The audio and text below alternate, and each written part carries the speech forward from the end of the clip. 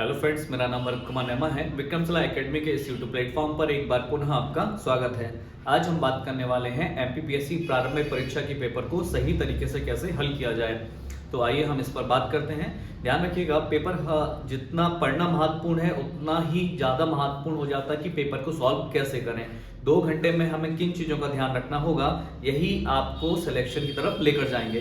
तो ध्यान रखिएगा, पहली बात है आपको प्रश्न को ठीक से पढ़ना है। कई बार लोग जल्दबाजी में प्रश्न को गलत तरीके से पढ़कर उसका आंसर लगा देते हैं। जैसे आज ही मैं एक सेंटर की बात करूं तो हम एक मैगस्थनीज नाम के एक विदेशी हैं जो कि चंद्रगुप्त मौर्य के दरबार में पाटलिपुत्र आते हैं और फिर वो अपने वर्णन में लिखते हैं कि भाई पाटलिपुत्र का प्रशासन 5-5 सदस्यों की 6 समितियां करती थी।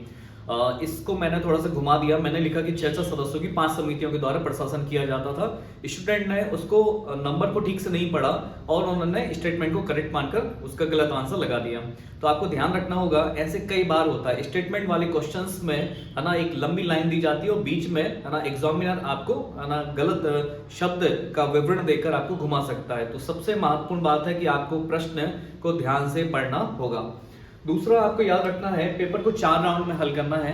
क्योंकि आपके 100 क्वेश्चन आते हैं तो ध्यान रखिएगा 1 से लेकर 100 तक आपको जाना है। 1 क्वेश्चन, फिर 2 question, 3 question, 3rd, 4th, 5th आपको लगातार प्रश्न पढ़ना है और उसके बाद फिर 100 तक जाना है। अब 1 से लेकर 100 तक जब आप पहले राउंड में आप प्रश्न को हल करेंगे तो ध्यान रखिएगा मैक्सिमम आपके 40 से 50 प्रश्न ही आप लगा पाओगे, टिक कर पाओगे।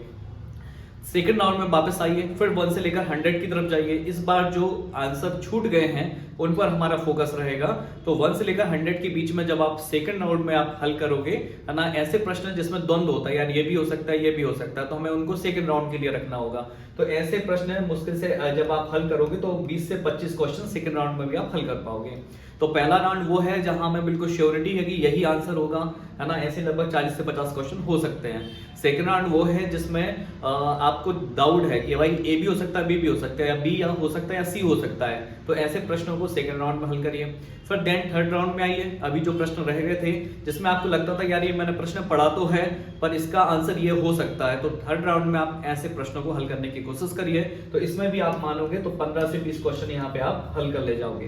ध्यान रखिएगा, अगर हम पहले के प्रश्नों की बात करें तो लगभग 10 से 12 प्रश्न ऐसे होते हैं जो आपको तुक्के पे ही लगाना होंगे। तो ऐसे प्रश्न कई बार आप नहीं पढ़ते हो, कहीं आपने उनको देखा नहीं होगा, उनके बारे में सुना नहीं होगा, ऐसे प्रश्न भी आपको पीएससी में मिलेंगे। तो वो फिर आप अपने पूर्व अनुभव के आधार पे, है ना, उन प्रश्नों के हल करिएगा। तो ध्यान रखिएगा, पूरे प्रश्न पत्र को आपको 4 राउंड में हल करने की कोशिश करना है। अगले यदि हम कुछ अन्य चीज की बात करें तो ध्यान रखिएगा ओएमआर सीट में प्रारंभिक प्रश्न से ही गोली बनना आरंभ करें।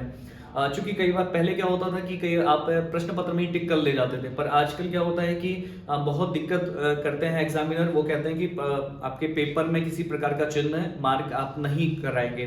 तो आप एक प्रश्न पढ़िए, 4 ऑप्शन देखिए और फिर जो सही उत्तर है उसको ओएमआर सीट में भर दीजिए। ठीक है, अब ओएमआर सीट में भरते हैं तो कई बार क्या करते हैं लोग पीछे से हल करते हैं। तो मेरा सजेशन आपके लिए ये रहेगा कि शुरुआत का पहले प्रश्न से हल करते जाइए और ओएमआर सीट में उसके आंसर को फिल करते जाइए, तो ये ज्यादा प्रॉफिटेबल रहेगा आपके लिए। इसके बाद निम्नलिखित में से कौन सा, कई बार ऐसे प्रश्न आते हैं कि निम्नलिखित में से कौन से विकल्प असत्य हैं या गलत है लिखा होता है, पर हम कई बार क्या है कि हम उसको पढ़ते नहीं है, असत्य है लिखा है या गलत लिखा है, हम उसको यह मान के प्रश्न को हल करते हैं कि भाई प्रश्न क्या कह रहा है, वो तो सही लिखा हुआ है।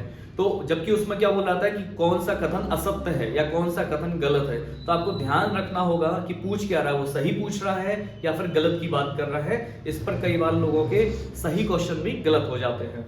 और अगली चीज की हम बात करें तो ध्यान रखिएगा जो 4th ऑप्शन रहता है, तो कई ऐसे प्रश्न भी रहते हैं जिसमें जो 4th ऑप्शन होगा उसमें लिखा रहेगा उपरोक्त में से कोई नहीं।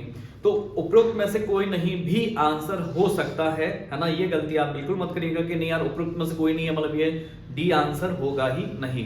तो ध्यान रखिएगा प्रश्न पत्र को हल करते समय ये कॉमन मिस्टेक, है ना, कई लोगों से होती है। अगर आप इन चीजों पर ध्यान देंगे तो आप बहुत अच्छा कर सकते हैं।